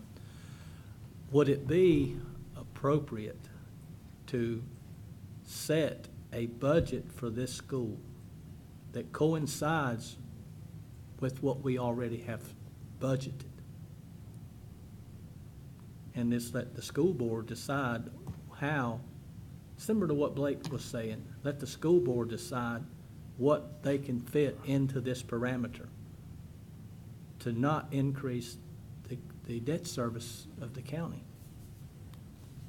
Well, I can, Now, it's only a thought, something to throw out, you know, because, I mean, when you go buy a house, they tell you how much you can spend, and that's what you can spend, or less. And the same thing with a car, or any major purchase like that. And with all of the things that we're facing, the county is facing, we're looking at how can we make the county money that we're getting now, how can we make it go further instead of just adding and adding and adding?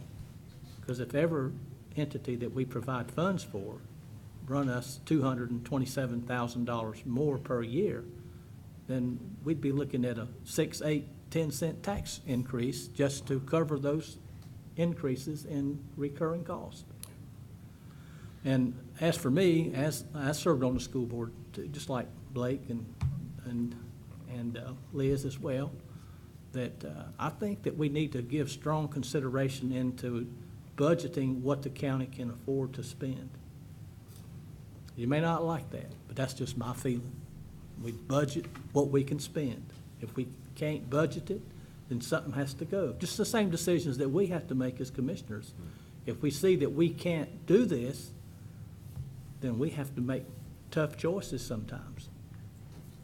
and unfortunately, our alternative to meeting the school population is either I build a school or I add mobile units. Well, if I spend $5 million on mobile units, it's gonna last me. Of course, we have some of them 20 years old. We've passed those boogers so many times, but they're still in operation. And so you think, well, is that really a good, wise use of our tax money, even though it's cheaper? Is it a good, wise use of it? And the answer to that is probably no. But if you have no alternative, that's all you can do. Right now, we're getting to the point where we have actually a limit on our school sites as to how many mobile units. We have 3 schools that we cannot add any more mobile units to. And we have a population increase there that's going to exceed the amount of rooms we have available to it. That's just, you know, whether I want to put mobile units on or not, I can't do that. Patriots is one of those. I mean, I've exceeded the amount of space I have available to do that. So I guess the only solution we have is if this school could, you know, if it had been designed with an alternative to be able to leave wings off and that sort of thing, you know, to make it a smaller school in the beginning and come back and build onto it later. Unfortunately, with the growth we have in Harrisburg, I don't think we'll see this school open with less than 750 kids. So you really don't gain, you know, you don't really have an opportunity to wait 2 more years to add another 200 seats to it because it will be there before you can build it. So that's a challenge we have, and I understand very much what you're saying. But and like I said, it may go back to what Mr. Kiger said. You know, we may look at a different material delivery method that says, you know, this is what you have to build it to, and if we can't build this much school, then we have to accept the fact that this school's going to be smaller and look at other alternatives for, you know, rezoning or districting to allow for just smaller schools, period.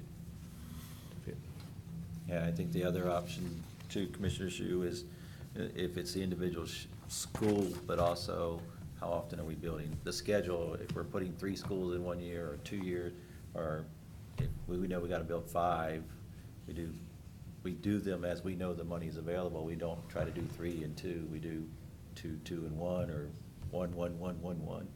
And it's just gonna be the conversations with the school board as to money versus need, and how do we make it work without huge impacts. Well, I agree, there's no doubt, and, you know, we want to get seats for the students, there's no question about that. We want seats for the students. But, you know, if we can try to stick to a budget that's more palatable to the county budget, then obviously we can better project for more schools down the road. But if we go over like this, because, you know, we've had overages at one of the other schools in Kannapolis, it was considerable overage. And then we just had the overage on the new high school for the unsuitable soil there.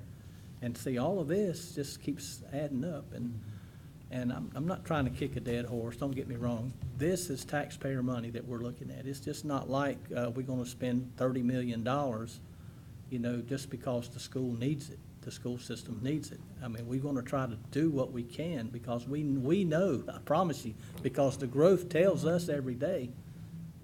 Took me 10 minutes to get through the bank line today, and all I had to do is make a deposit.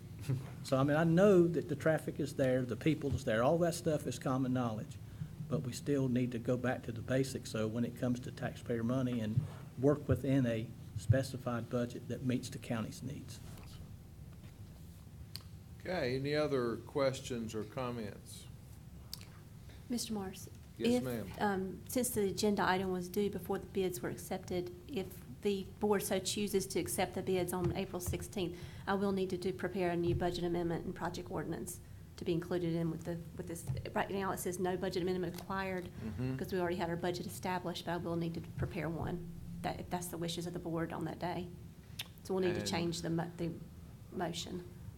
Yeah, and so how does that impact your local government application? For the application, I went ahead and did the worst-case scenario and sent that to because it was due today. So I went ahead and put the larger debt service number on the application, and it's been sent off. But we'll have many discussions with the State Treasurer's Office between now and May 1st when it's approved. Right, and so we have the flexibility to do that at our regular meeting on the Yes. 16th. Yes. Great. And Okay, we will thank you do very everything we much. can to value engineer and have the number as low as possible when we come back for final award. We are looking for a miracle. Yes. Wish I could find one, sir. Yes. Okay, next item on our agenda, 4.3. I think it's the same players. Cabarrus County Schools renovation request for J.N. Freeze Middle School. So as the needs for the schools are getting greater, there's a need for J.N. Freeze to be converted back to a middle school, traditional middle school. As you recall, the Performance Learning Center is there now, and they're going to have a new building to move into. So the school has reached out to us, and they would like to convert, like I said, the J.N. Freeze back to a traditional middle school. That will take some expenses, and they've been allocated, they've been listed there for you. There's the athletic portion of it is $140,000, technology $130,000, and then the change of office space into classrooms of $30,000 for a total of $300,000. We were going to include that in our FY19 capital improvement request for you to evaluate, but the school has reached out to us and they would like that funding prior to June 30th. So they're here tonight to discuss the needs of going ahead and getting the funding from our capital reserve fund money, and go ahead and get that established and be able to start converting that back to a middle school. And they're here for answers, questions and answers.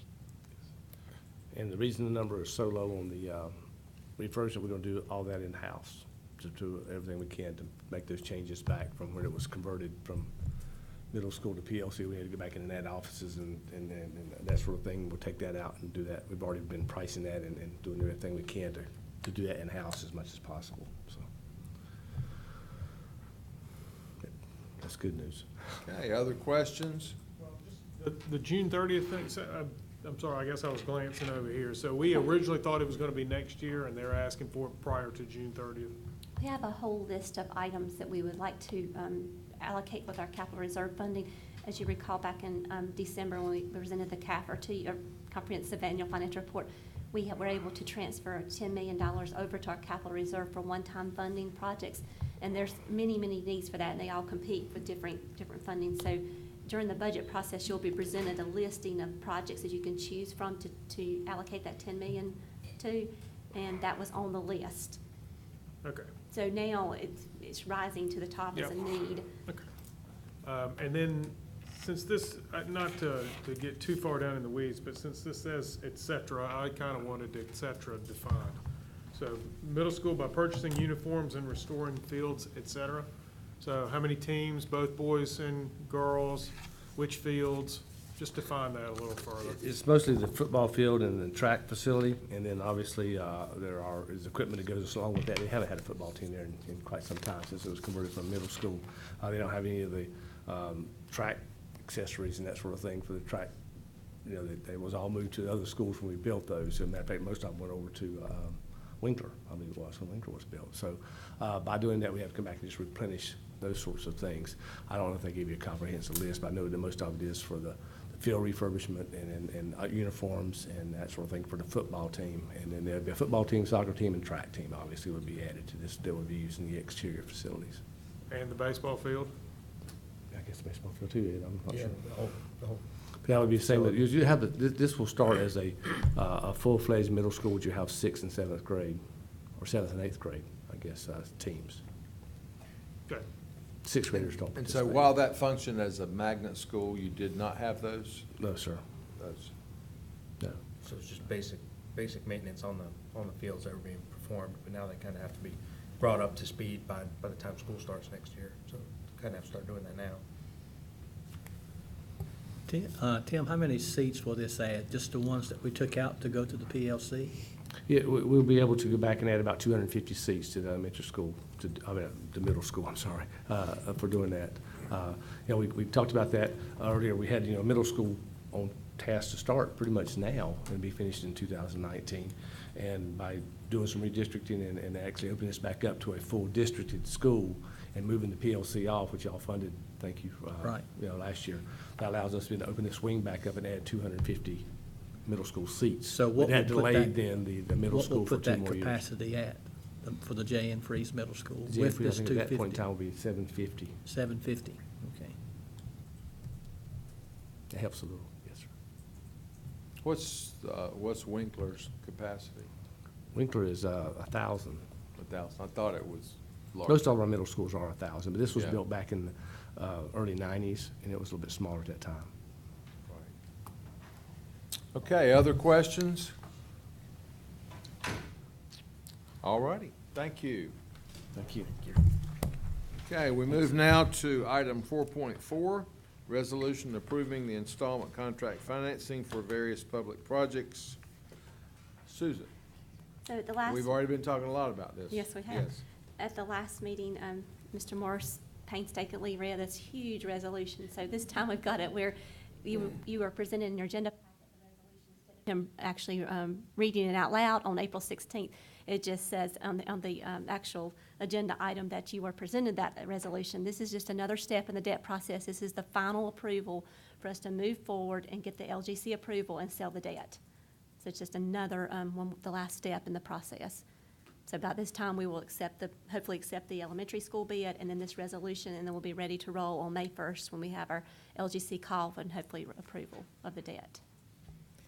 And that number on the elementary school will bump up from where it's in here. Yeah, this actual resolution still has the 55 million, which Right. is the max, Okay. which we're still good on. So our current, just when we talked about this earlier, our current par amount, even with the additional amount added to the elementary school, is 49 million. That's the par amount that we're selling, but like I said, we had a premium added into that. So we're still fine with, and I got that from our bond attorney and our underwriter, so we're good to go. And if any of you particularly want me to read that entire thing again, I'll be happy to. Okay, any other questions for Susan? Okay, thank you. We'll move to item 4.5, Planning and Development, proposed text amendment. And Jonathan will talk with us about that. And I will explain, Ms. Morse was not available, and I'd been working with her on some of these, and I offered to Ms. Sifford that I would present these. These are a number of text amendments, all lumped under text amendment 2018, lots of zeros, 1. Some of them are fairly basic, and some of them are more detailed, and I'll get into those details as I go through the list. But there was a typo in Chapter 8, conditional uses for reception facilities, that was discovered, so we need to correct that typographical error. Chapter 2, Rules of Construction and Definitions, there's been a statutory change to the definition of agriculture, taking the agricultural farm number out of that definition. So we're just amending that particular definition to match what the statutes use as a definition.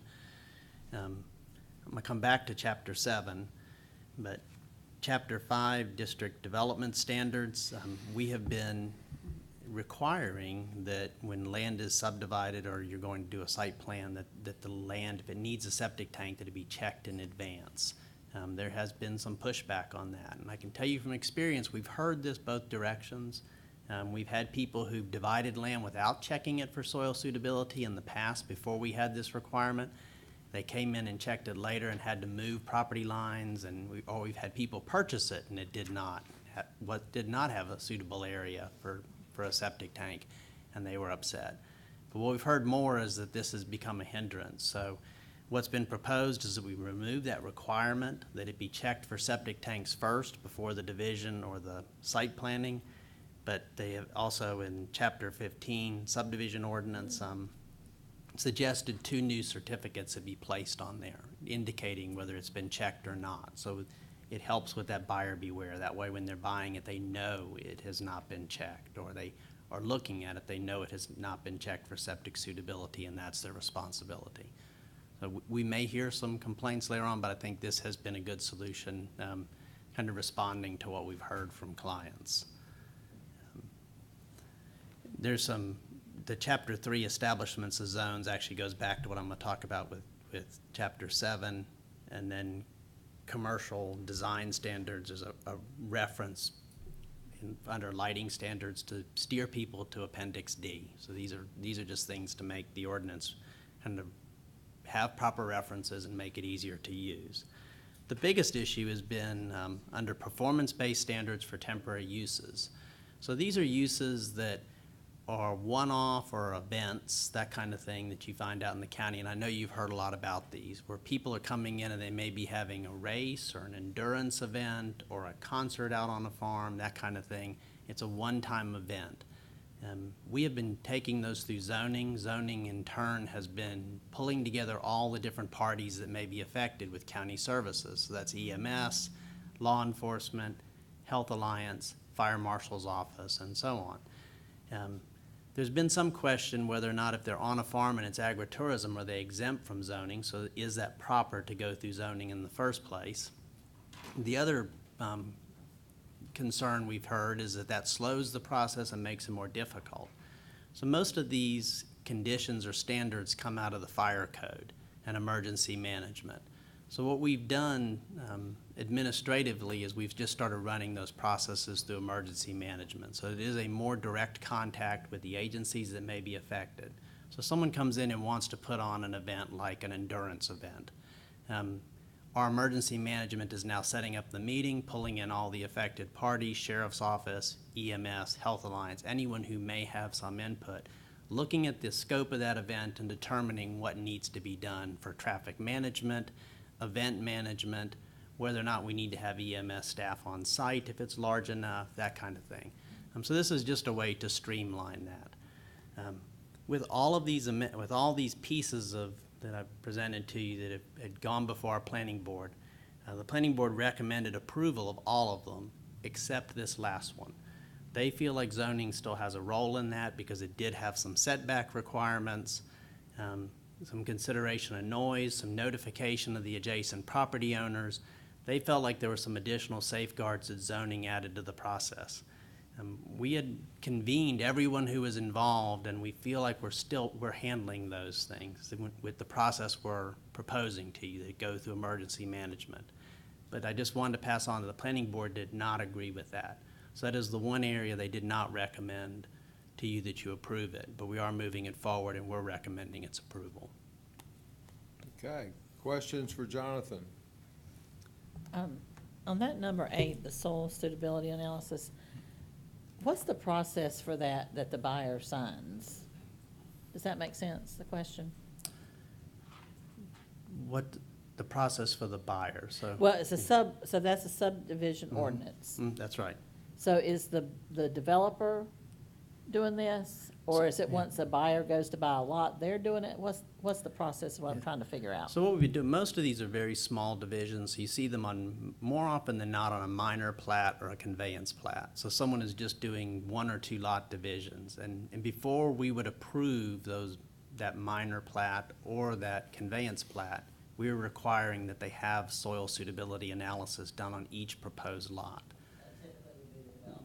Yeah, that would be the developer, the seller.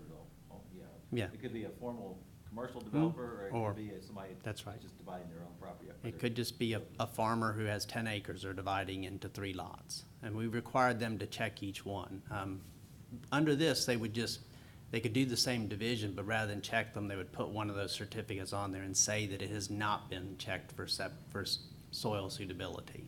And where are these certificates kept? I mean, like, is that something the public can go get pulled from the health? They're actually on the survey map. So when you're going to buy that property and you're presented that survey map that you're gonna attach to the deed that transfers the property, it's going to be on that map that you're attaching to your deed. So to our best ability, we're gonna make them aware that it has not been checked. And I think in most cases, that buyer is then going to go have that test done themselves.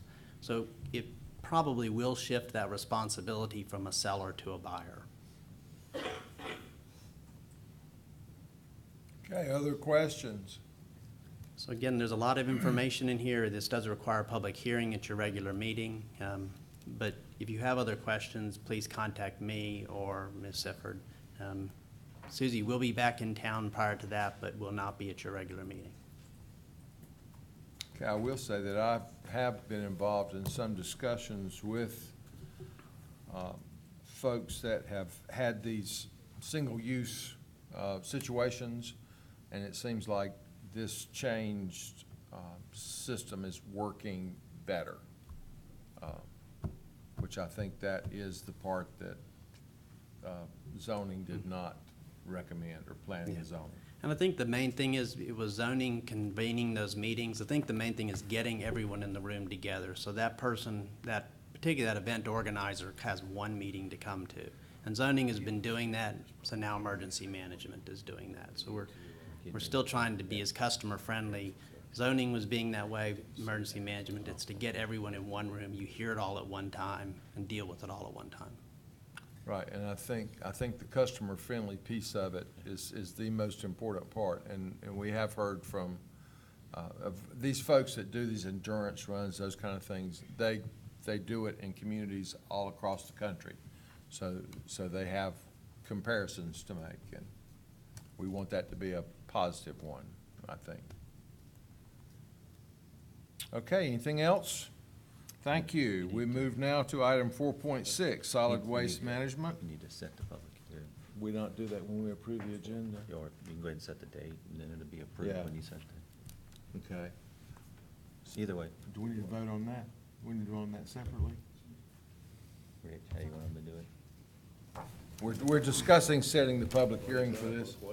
Yeah. Either way, That's suspend either the way. rules Yeah. right now and set the public hearing now on it, or just do it at the end. We'll do it at the end when we approve our agenda, I think we have that down to including the public hearings as well. Great. Okay, from Solid Waste Management, scrap tire recycling and disposal contract. Kevin Grant and Kyle Billford. Good afternoon. Just wanted to give a brief summary real quick about tire recycling in Cabarrus and North Carolina. First of all, tires were banned from North Carolina's landfills in 1990. Stipulated all counties are responsible for providing drop-off locations for the disposal of scrap tires located within its boundaries. We're required to deliver all used tires to a state-approved disposal facility. U.S. Tire Recycling meets this description. And then Cabarrus County receives used tires at the county C&D landfill. Primarily residents use this facility. Most of the tire merchants, tire stores, repair shops, they'll take their tires directly to U.S. Tire Recycling. Very fortunate that we have one of the few tire recycling facilities here in Cabarrus County over on Poplar Tent Road. Saves us tremendously in terms of having to transport them ourselves to a tire recycling facility. Most of the counties a tire merchant will take it to their drop-off location and have to truck it themselves to that facility. So, like I said, very, very fortunate from a cost standpoint. We are allowed to receive tires from any North Carolina county, but no out-of-state tires. Drop-offs greater than 5 tires require a scrap tire certification form to be filled out, basically stipulating that where the tires originated in which county, and just trying to make sure that they're not coming from out of state. In fiscal year 2017, we received, or 2,700 tons of used tires were delivered to the C&D landfill and U.S. Tire Recycling from Cabarrus County. So we're talking big number of tires. So how does this all work? When you purchase tires, you're paying a 2% privilege tax. It's basically a disposal tax that has been working very well for a long time. So that money that goes to pay the taxes ends up coming back to us on a per capita basis. So we typically average about $250,000 to $260,000 a year that we get from the state to handle scrap tire recycling. And then once again, like I said, we're very fortunate on having U.S. Tire Recycling in our county. So I don't think we've ever had a situation that the needs that we had to pay folks for getting rid of tires exceeded what the money we got from the state. So I know a lot of counties do struggle with that. The state does offer an opportunity to apply for grants if you have an overage. But like I said, fortunately, we've not had to encounter that situation. So right now, this contract that we're presenting to you tonight is the renewal of an existing contract. It expires on June 30th of 2018. This one's going to be a 5-year agreement with 2 one-year optional renewals. The cost of tires delivered to U.S. Tire Recycling will be $75 a ton. And then once again, like I said, this facility actually is located on Poplar Tent Road. There's only one other tire recycler in North Carolina, which is in Pilot Mountain. There's another one in Virginia. So like I said, we're very fortunate that we have this there, and it really does save a tremendous amount of cost. So with that, we're asking for approval to proceed with the renewal of the used tire disposal contract with U.S. Tire Recycling. Okay, any questions? It does sound like we're in a fortunate position. They're also paying taxes in Cabarrus County and providing jobs. Yes. And that'll be subject to review by the county attorney in addition, just to note that. I've already read it. I have I a few figured you had, comments. just wanted to make sure it went on tape. Okay, we move on to item 4.7, solid waste management, landfill, proposed construction and demolition waste, and individual household municipal solid waste tipping fees. Okay, this one deals with residential waste and bulky waste that residents deliver to our construction and demolition landfill up on Irish Potato Road. Residents pay for the waste that they bring and drop off, and then they pay for what they drop off. They place into a roll-off container, and then once full, our county staff transports that waste to Charlotte Motor Speedway landfill. Our landfill up on Irish Potato Road is only permitted to accept construction and demolition waste. We get a lot of confusion from residents thinking that when they drop off their trash and bulky waste that we put it in the landfill up there. We do not. We have to take it down to Charlotte Motor Speedway landfill. On average, 16,000 residents a year visit us to drop off residential trash and bulky waste. Last year, and on average for the last several years, we've averaged about 2,100 tons of trash received. So with the most recent franchise agreement with Republic Services that we discussed and approved back in October and November of 2017, we did review that one of the cost measures was the tipping fee for trash that we take to the Speedway landfill. In the past, we only paid the state disposal tax, which was $2 a ton. As of July 1st of 2018, that's going to go up to $37 a ton plus the $2 per ton disposal tax. Just note that when we also presented the results from the bidding for that contract, the other vendor offered the same price, but also stipulated we'd have to send it to Union County. So obviously, that would be even a greater cost than this. The other thing I wanted to bring up is the regular tipping fee at Charlotte Motor Speedway landfill is $63 a ton. So being that if somebody, a business or whatever, took trash over there, it's gonna be almost twice as high as what we're being offered here. Because of this, we are obviously gonna have to increase the prices that we're charging the residents for dropping off their trash. It's not only covering tipping fees, but also cover the labor, fuel, and maintenance to get that material over to the landfill. Just note, all operations at the landfill are covered under an enterprise fund. It's not the general fund. The fees received from customers cover all of our operations. And with that, Terry, I think, can you put the proposed? Okay. This is, the last time we actually raised the fees was back in 2015. And you can see that we basically have, it's like 8 different price categories. It's 4 plus you do get a discount if there's recycling involved.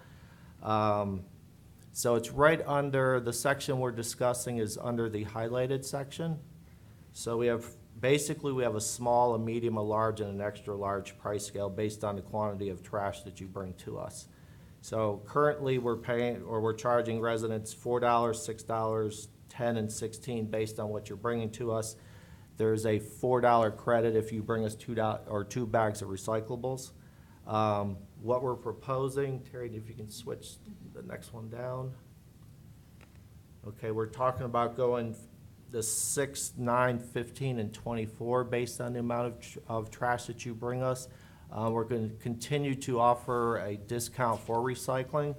So that'd be a $5 credit towards that. So that could, you know, if you're bringing in up to 5 bags of trash, plus you got 2 bags of recycling, it's going to be $1 instead of a no charge. And then likewise with the other categories, it'd be a $5 discount based off of that.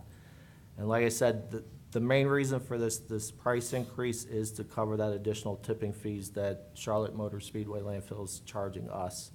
Like I said, we need that just to cover the cost. And then also, on a related subject, for C&D tipping fees, meaning our construction and demolition waste that folks are bringing to us, currently we're charging $37 a ton plus a $2 state tax. We're proposing that we go up to $39 a ton plus the $2 tax, and that's basically just to cover increased operational costs that we have up there. Mainly, we've got aging equipment that's, you know, requiring a little more maintenance that we need to cover.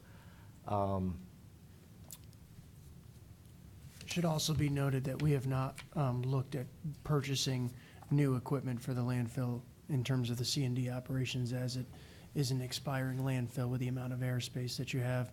The most recent airspace report is not in yet, but most recently it was 5 to 7 years in terms of the current cell. And also with this fee increase, just note that the $41 a ton total that you would pay is on par with the privately owned C&D landfill that's in the county.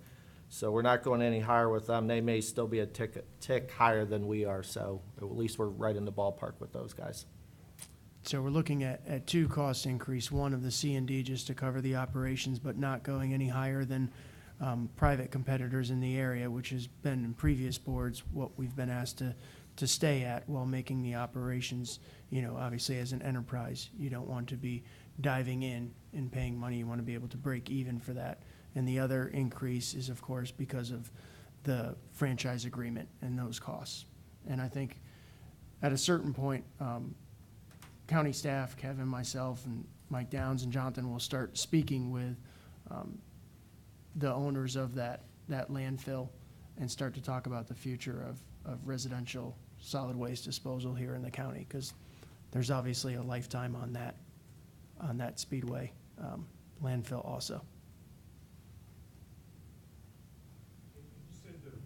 fee had not gone up since 2015. Does that mean July 1 of 15, or it was increased in 15 and went up on July 1 of The 16? last increase was effective July 1 of 2015, and that was actually just for the C&D tipping fee. We have not raised the fees for residential trash in over 10 years, if ever, since we incorporated that. And it should also be noted that, obviously the purpose of the franchise agreement is to offer waste removal for everybody that has a home. They don't have to cart it out to the landfill. Yeah, that was gonna be my question. The people that this would impact are the people that do not want to have the pickup at their home. Correct. Yeah, Yeah, it's either that, or if you have extra trash that either does not fit in the cart, or you've got bulky waste such as a mattress, or, some sort of a piece of furniture that you're looking to get rid of.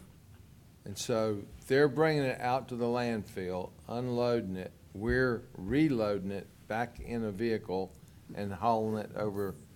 The way it works is they come through our scale house, they present what they have to us, we charge them a fee, they go take it to our drop-off location, and they place it into the roll-off container. That we then Then we just transport. haul it. Yeah, we don't touch, the only thing we're gonna touch is maybe compact the waste, so we can maximize what we get in those containers. Right.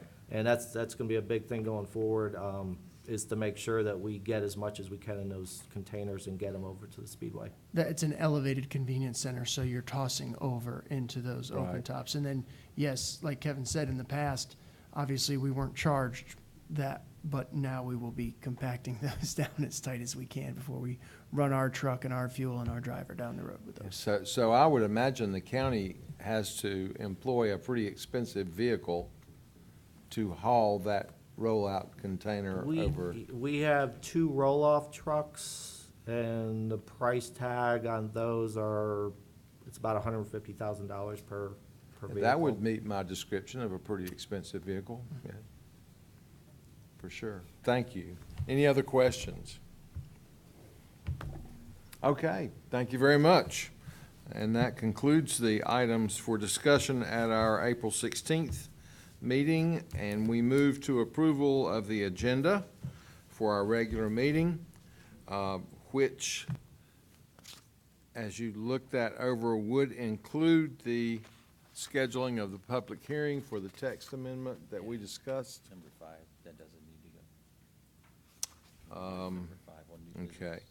On G5, new business, we can eliminate that, delete the sheriff's office animal shelter update. G4 also, the courthouse recording devices ban, that was just for discussion tonight. Covered tonight, so that would remove G4 and G5. Any other changes or adjustments? Chairman, I move we accept the agenda as submitted. Including the scheduling of a public hearing for proposed text amendments. Would you accept that? Okay, we have a motion and a second. Any discussion? Okay, all in favor, please say aye. All opposed, no. That motion passes. We do not have need of a closed session tonight, so at this time, I would entertain a motion to adjourn. Okay, we have a motion and a second. All in favor, please say aye. All opposed, no. And we stand adjourned. Thank you.